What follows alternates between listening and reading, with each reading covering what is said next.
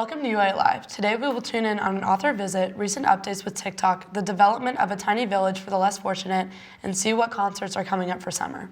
The month of May marks Mental Health Awareness Month, which was observed in the U.S. since 1949. Every year during the month of May, the National Alliance on Mental Illness, or NAMI, joins the national movement to raise awareness about mental health. This year, NAMI is celebrating Mental Health Awareness Month with the More Than Enough campaign. It's an opportunity for everyone to come together and remember the inherent value we hold. The goal is to remind people that they are worthy of more than enough life, love, and healing. You could join the hashtag More Than Enough campaign by tagging their Instagram at NAMI Communicate and using their hashtag More Than Enough. On Thursday, April 13th, Upper Arlington's The Stand Project had Johnny Ambassadors founder Laura Stack speak to the student body about the dangers of marijuana misuse and effects on teenagers' mental health. Johnny's Ambassadors is on a mission to educate teens, parents, and communities about the dangers of today's high THC marijuana on adolescent brain development, mental health, mental illness, and suicide. Upper Arlington Police Officer Josh Luke talks about alcohol abuse in the community and how one could receive help and guidance. One of the biggest effects is the impact on your brain and how your brain's developing as a child and a student. So as you're growing older, basically up until 25, your brain is actually changing. The STAM project, which I'm a member of, Officer Rice, Officer Goodman, they were in this past week, but they have a long list of different resources that kids can utilize. You can go to the STAN website and actually probably pull those resources off there. And then there's other resources through Franklin County that I can, if anybody has problems and needs those, they can come and speak to me directly. We call it alcohol, tobacco, and illegal drugs. We start with, in tobacco, we're talking more about vaping now because that's the substance of choice. We talk about statistics and facts and what we're seeing. We use all of the surveys that kids do. Then we get into illegal drugs and we talk about all the different categories like stimulants, depressants, hallucinogens, narcotics, and marijuana. We focus a lot on opioids and the connection between prescription drugs and why we're seeing fentanyl and heroin and all those opioid abuse. And we talk about the different drugs that fall into those categories that I said. We also hit marijuana pretty hard because there's so many states that have legalized marijuana and get kids' opinions. But we look again at what it does, not only just to the body and the physical effects, but what it does to your brain and social and families and things like that. New York Times bestselling author of Dear Martin, Nic Stone, came to the Upper Arlington School for a visit and book signing after her book became the winner of a school-wide March Book Madness competition. Here's a look. After Dear Martin won the 2023 March Book Madness bracket, Nic Stone upheld her promise and visited Upper Arlington this past week for a book signing event. The event took place between both lunches and gave students the opportunity to have their copy of Dear Martin signed.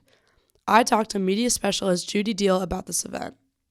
Having Nic Stone make good on her promise to come to Upper Arlington High School meant so much to our staff and our students. It was so great to be able to meet her in person. She took the time with every single person to take a picture, learn their story, and it was great. So even when students said, "I don't have anything for you to sign, will you sign my arm?" She was like, "Well, only if you sign my arm." So she was really great. Dear Martin was a 2018 finalist for the William C. Morris Debut YA Award, 2018 Amelia Elizabeth Walden Award nominee, and many more. Nic Stone is an American author of young adult fiction, and some of her other work includes Clean Getaway, Fast Pitch, Dear Justice, and Jackpot. The book appeared as number 4 on the New York Times bestseller list. In February of 2020, 2 years after it was first published, Dear Martin again hit the New York Times bestseller list as the number 1 young adult paperback. On May 17th, Montana became the first state to make it illegal for TikTok to operate in a state. The popular social media app has already been banned from government devices in 34 states.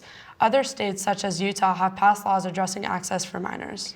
The Biden administration asked TikTok's parent company ByteDance to either sell their popular video sharing app or be banned nationwide. The ongoing concern is that the app could spy on American users, while others worry over the possibility that the Chinese government could use the app to spread propaganda to a U.S. audience. Countries such as India banned TikTok following a violent border clash between the country and China. TikTok CEO Xiao Zhu appeared in front of Congress for a 5-hour hearing on March 23rd, and according to ABC News, it increased the likelihood that Congress will take action against the social media company. Students' devices provided by Upper Arlington schools do not allow the download of any social media app. They have to access apps only located on the ClassLink kiosk. Upper Arlington High School's orchestra last concert was held on May 18th, which consisted of a senior send-off and the celebration of Mr. Zunik's retirement from UA schools. Here's a look.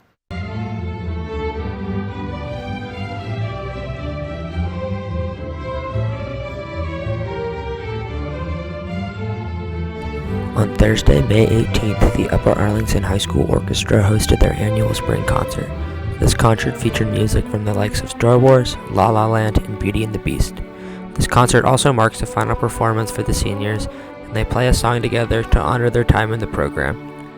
This concert was also longstanding teacher Ed Zunik's final concert at UAHS, as he is now going to Case Western University to try and attain his PhD. This has been Harry Peterson reporting for the WARL. Mr. Zunik will be moving on to Case Western to get his PhD. Upper Arlington School's 99th annual graduation ceremony will cap off the celebrations for the approximately 420 members of the class of 2023. It will be held at the Schatstein Center on Sunday, May 28th. And now to sports. The men's varsity A tennis team, led by head coach William Thiemann, has a record of 4-7 with the playoffs to come. The young team is still currently rebuilding and developing. There is one senior, Ethan Samora, 3 juniors, 1 sophomore, and 3 freshmen on the team. They beat Highland High School, Hilliard Bradley, Dublin Kaufman, and Hilliard Davidson. You can catch them Wednesday, May 10th on the brand new tennis courts in the OHSAA sectional regionals. If they advance, the district final will be placed on May 20th at home. The varsity B team was off to a rough start but recovered with a 5-6 record. 2 seniors finished their final varsity hockey season and decided to play tennis for one last season. They both made varsity B and are great contributors to their team. Those seniors are Matthew Wilder and Jack Nolan. We now hear from Jack, Matthew, and Keshav Goyal on their seasons. I'm here with Jack Nolan, a varsity hockey player and a varsity B tennis player in his first year. So Jack, how did you prepare to make the tennis team this season? I just went out a couple days after the hockey season finished and practiced trying out with Matthew Wilder. And What was it like finishing your final high school hockey season after 3 years of varsity hockey and then trying out for the tennis team and making varsity B your first year playing? I wasn't expecting it. It just kind of came. It came to me naturally, I guess, just hitting the ball back and forth. It's pretty fun, I guess. So why did you decide to play tennis? Did you always know you wanted to play senior year, or did you just kind of pick it up? No, I didn't know I always wanted to play tennis. I was just thinking, if I didn't win a state championship in hockey, which we didn't, I was going to play another sport for fun, and so I decided to pick up tennis. My good buddy Matthew Wilder. What has the season been like from a player's perspective, and what's your final goal as your last high school sport career? I think my perspective has been just look forward, win every game, do everything we can. Didn't start off too hot, but goal is just to keep on winning. We started off pretty bad, and now we're winning like most of our matches, so that's all I could ask for. I'm here with Matthew Wilder, varsity hockey player and varsity B tennis player. So Matthew, how did you prepare to make the tennis team this season? Not a ton of prep really went into it. We kind of had tryouts right after the end of hockey season, so I didn't have a ton of time to really get ready, but kind of just going out with friends every once in a while and, getting on the courts, hitting around every once in a while and just making sure we're ready to go for tryouts. What was it like finishing your final high school hockey season, then trying out for tennis your first year and being able to make varsity B? Yeah, obviously it was a pretty tough end to our hockey season. Didn't finish the way we wanted to, obviously losing to Liberty pretty bad. But yeah, it's just important for me to be able to bounce back from something like that and come right into tennis and be able to make the varsity B team. Was able to play pretty well in tryouts, and I was happy with being able to end up on the varsity B team. So why did you decide to play tennis? Did you always know you wanted to play senior year, or did you just kind of pick it up? Yeah, it was definitely kind of a spur of the moment type thing. I had no plans of really playing before this year, but tennis is kind of a big thing in my family. My cousin plays. He's also on the varsity B team. Both my grandparents play, some of my aunts and uncles.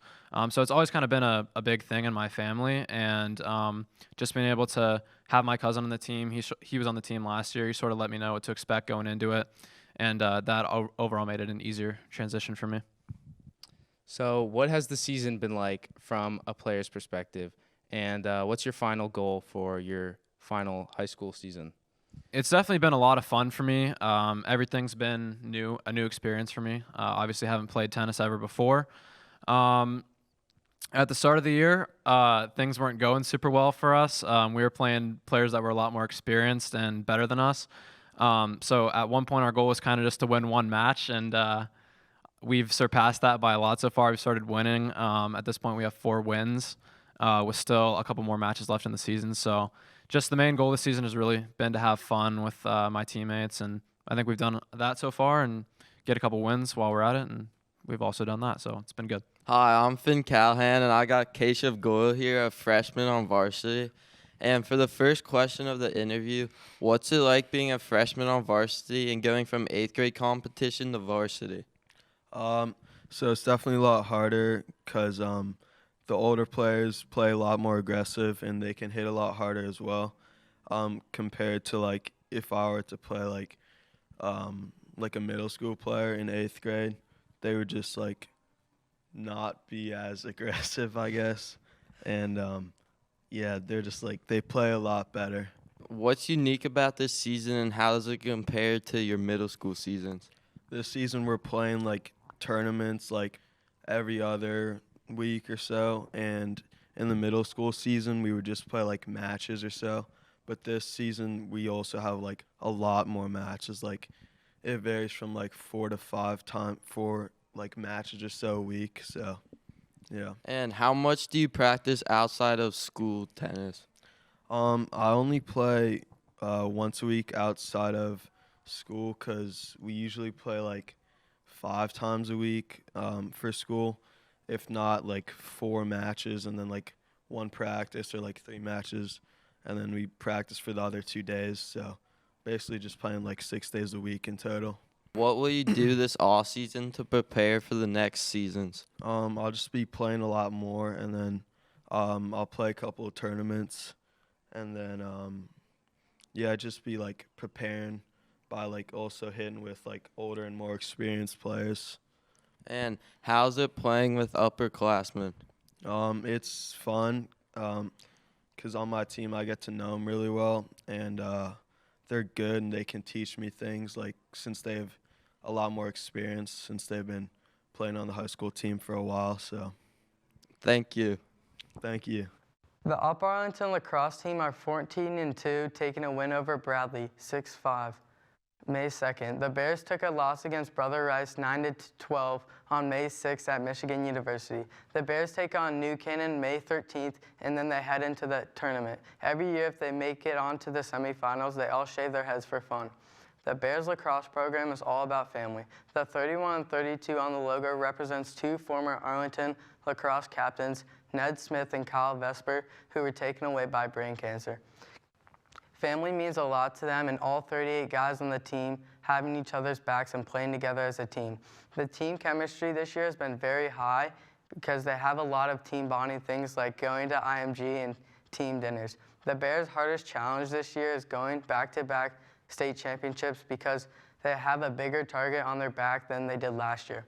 After taking a tough loss to St. X, and they have really flipped the switch and have a new mentality and have been playing lights out. Tommy Janowitz, who's committed to Ohio State, has been one of the most outstanding players of the year, being a captain as a junior and taking responsibility. Who do you guys think has been the most outstanding and most developed player on the team? I think there's a lot of people that could be chosen for this.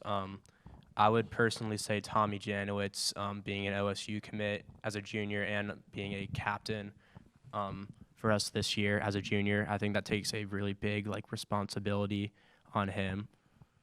Yeah, I'd say that's pretty accurate. Jano's taking a big role in the captainship and just leading the team to do our best and being supportive throughout thick and thin. How have you guys handled being down or in tough situations? Coach Olson said the highs after scoring a goal it's so high and we're so much energy, but after getting scored on, the lows can't be the lows and the highs can't be the highs. We just have to keep an energy of consistent energy and be supportive throughout the whole team. And what were the biggest challenges you guys faced this year, and how did you get through them? I would say the biggest challenge would be St. X and Salesiana. We lost to Salesiana by 7 last year, so it was a big game for us to come out there and show them that we meant business and take the W this year. So I think that was a good one. Today I'm here with varsity lacrosse player Sam Old, and I'm going to be asking him some questions today. What's it like being the starting goalie as a sophomore? Yeah, it's been great. As a team, we've been doing really well, and the team's been really supportive throughout the year. As your first year on varsity, how has the team chemistry and overall success been compared to the past years? Overall, the past years, there's been a lot of star players, but this year we're coming together as a team, and we're playing more as a whole. What has been the hardest challenges, and how can you persevere through those? The hardest challenges have been stay mentally focused, especially on the worst teams we've played. As a team, we've had to stay focused throughout, and the whole team has to, the bench players too, and just stay focused throughout those games. What's the overall goal for your guys' season? State championship, so we're looking to win that. Columbus attorney John Perez and a group of business leaders are planning on beginning a tiny home development that would serve formerly homeless residents on Columbus's southeast side. The gated development, called Villa Village, would include 42 homes, a community center, and a park. It's slated for a 15-acre site. Perez says each 420-square-foot home will contain a bathroom, bedroom, and a front porch. Each resident will have an individualized plan to transition out of the community within 2 years as they learn life skills, get trained for jobs, and receive services. The Biden administration reallocated unused federal COVID-19 relief funds to fight evictions, which caused Columbus and Franklin County to receive over $120 million for rental assistance after the U.S. Treasury began the reallocation in January. Carly J. Booz, the executive director of the Affordable Housing Alliance of Central Ohio, states, "The amount of resources that Columbus and Franklin County got combined is more than anything else in the country. The Central Ohio region got more resources than all of California put together and all of New York put together." Within the last 10 years, 9 Columbus suburbs have grown faster than the city, growing by a respectable 15.1%. New Albany, Hilliard, Canal Winchester, Dublin, and Grove City are just some of the 9 that have shown growth that outpaced that of the city of Columbus. Columbus grew by more than 100,000 people in the last decade, the only Midwestern city to do so, which was derived from data from the Census Population Estimates Program over the period of 2010 to 2021. The compound annual growth rate for the Columbus CBSA is ranked 25 of 77 areas that comprise of the top 20% of CBSAs in total population. The compound annual growth rate for Columbus is 1.10%. The expectation is to have 3.15 million Central Ohio residents in 2050. This year, the Best Buddies Ohio 2023 Friendship Wall was April 29th. This was a great event for people to come together and continue to spread inclusion. I got the chance to talk to Avery Godwin, our president. The Best Buddies Friendship Walk was at COSI again this year, and all of the chapters in the Columbus area come together to promote inclusion. So there were some games like basketball and things like that to play, and then they handed out t-shirts for people who raised $50 or more, and then gave grad cords to the graduating seniors, and then Sydney, Marley, and myself were asked to sing the national anthem. So we sang the national anthem for everyone, and that was exciting. And then we just walked around COSI talking about Best Buddies. This has been Sydney Barrett reporting for the WARL. The Upper Arlington Farmers Market returned for the season on Wednesday, May 18th. After rain dampened most of the first 10 weeks of 2021 season, Michelle White, Executive Director of Common Greens, hopes to build momentum this year. The average attendance grew from 395 per week in 2019 to about 500 the last 2 seasons. The market will be held 4 to 7 on Wednesdays through October 26th at the Tremont Center parking lot near Littleton's Market. White expresses they will have, on average, 27 vendors plus a rotating food truck. They will also have a full lineup of musicians who will perform each week.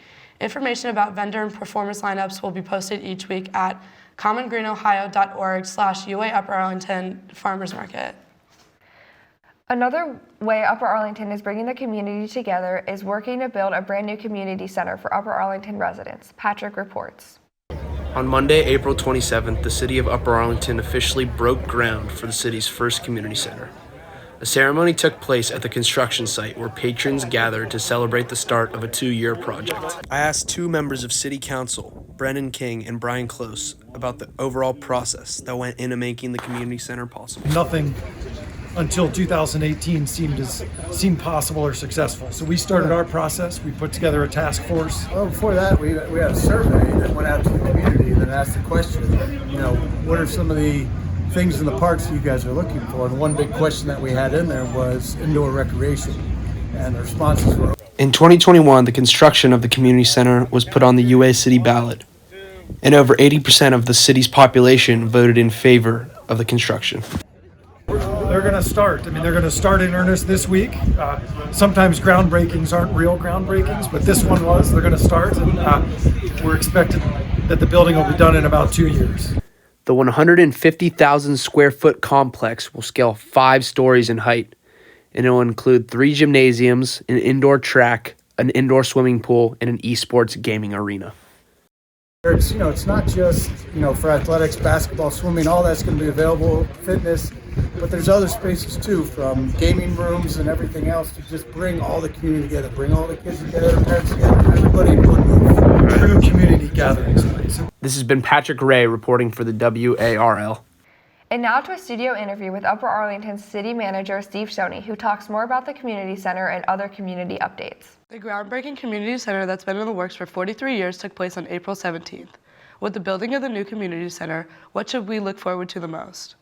I'm really excited about the community center. So I think it's going to be much more like kind of a university health and wellness center. I was just out touring colleges with my son over Easter weekend, and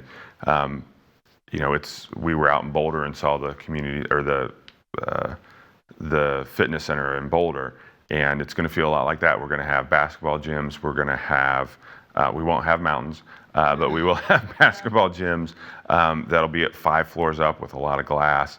We'll have a esports room. We'll have some ping pong tables and pool tables. We'll have an indoor pool. We'll have a lot of fitness equipment, a couple fitness floors where if you can't get into the gym here, there'll be the opportunity to go over there and get your workout in. It's going to be fantastic. So we're really excited about it. It's going to be just over at Kingsdale. So, whether you want to be here doing your activities here, or you want to go somewhere else and do stuff, that'll be great. There'll be a couple spaces that would be really good for, if you've got a gap between practice and school and you want to find somewhere to work and you don't want to be in the building anymore because you've been here way too long. There'll be a couple spaces that'll be really conducive to try and get some work done. After reading from the City of Upper Arlington website that parking may be an issue, what is the plan for this? What will the parking situation look like? So we have enough parking there now because there's parking in the area. There's parking at basically the north end of the Giant Eagle lot. And then underneath the apartments that are under construction now, there's actually 2 floors. There's a 2-floor parking garage. So there's enough parking there now. We are working on a plan to try and take that north end of the Giant Eagle lot and put a single deck parking garage on it. So basically double the amount of parking on that lot. That'll give us the extra capacity that I think will make it a lot more comfortable experience there. Now let's move on to Northam Park to learn about the construction that started there this spring. What is going on and how is it going to impact the use of that space? We're really excited about what's happening there. And it's going to be, again, another long project, but this year we are completely regrading the fields, taking down, completely redoing all those baseball fields that a lot of people played baseball and softball on when you were in CP1 and 2.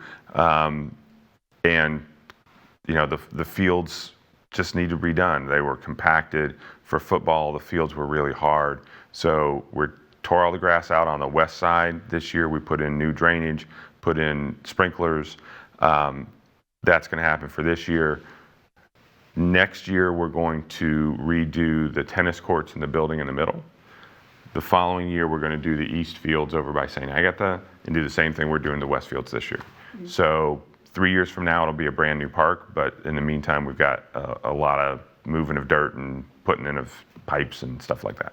And what will the 4th of July look like this year? What we're going to do is we've got to move the party in the park a little bit. We'll move some of the viewing, so there will be a viewing area. Typically we've had the area behind behind the elementary school closed. That is we're going to have some viewing space back there. The field that is under construction will be closed. We're going to move the party in the park over closer to St. Agatha. So it'll move around. In 2 years, it'll be that way for this year. And for next year, 2 years, we're going to kind of flip it back over and keep the area closer to St. Agatha off limits. But we will continue to have party in the park. Thank you, Mr. Shoney, for your time today. We will have other city news in the future. Thank you. Upper Arlington High School Student Council, sophomore class and senior class worked to put together a picnic for all students and staff in the school. Here's a look. Last Wednesday, from the collaboration of Student Council and Administration, an outdoor picnic on Marv Moorhead Stadium was hosted to help relieve student stress from the end of the school year. This picnic strived to get students all outside to enjoy a free and delicious lunch as well as perfect weather. This picnic was held between both lunches and offered cookout-inspired lunch foods such as hot dogs, hamburgers, coleslaw, chips, and an assortment of fruit. I talked to Student Council Representative Joe Bethlow on what this picnic meant to the student body. Hey, I'm on Student Council, and I thought the picnic was a lot of fun. We had tons of different activities going on. It was a really great bonding experience to meet new people and see people that you haven't met before. Apart from the food, inflatable slides and a game course was provided as a form of entertainment. This has been Alex Burns reporting for the WARL. The picnic allowed everyone to take a break from the stresses of school before the end of the school year. CBS reports a 17-year-old from Chesapeake, Virginia died on Saturday, May 6 after being buried under several feet of sand at Cape Hatteras National Seashore. He was found under sand that was thought to be from a dune that collapsed on the hole. The superintendent of National Parks of Eastern North Carolina offered condolences to the family and said in a statement, "We urge visitors not to dig deep holes on the beach due to the danger they present to beachgoers and emergency response staff." With summer approaching, Red Cross shares safety tips for those visiting the beach. Always swim in lifeguarded areas, never swim alone, keep within your fitness and swimming capabilities, and be aware of the weather and water conditions. The Columbus Taco Fest was at Genoa Park May 20th and 21st. In June, High Praise Fest will be at Ohio Expo Center with a musical performance from Shirley Caesar and Friends on Saturday, June 3rd. Cirque du Soleil performs at the Shot Scene Center on June 22nd through June 25th. For details on more events in Columbus, visit experiencecolumbus.com. The Hometown Band Camp is now on tour and will be in Columbus on August 27th at the Wonderbus Music Festival and Arts Festival. Don't know who camp is or what the concerts are like? Here's a sneak peek. Turn right and 0.4 miles at West Nationwide Boulevard. This is the house. Are we all here? You can't spell. Oh, that's like the base.